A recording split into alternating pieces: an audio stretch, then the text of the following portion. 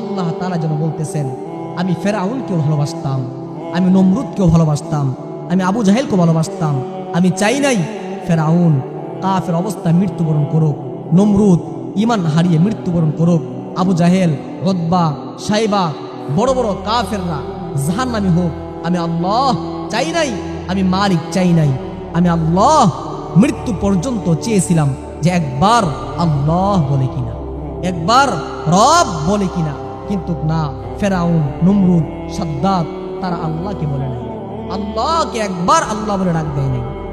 সাদ্দাত যখন তার বানানেওয়ালা নিজ হাতে যে জান্নাত বানিয়েছে ওই জান্নাতের মধ্যে প্রবেশ করবে, প্রবেশের সময় সে পা রাখবে, তখনই মালাকুল মউত আজরাইল ওই সাদ্দাতের কাছে গেছে, যায় বলতেছে, সাদ্দাত তোমার হায়াতের জিন্দেগি শেষ, তুমি যে জান্নাত বানিয়েছো ওই জান্নাতের মধ্যে তুমি প্রবেশ করতে পারবা না।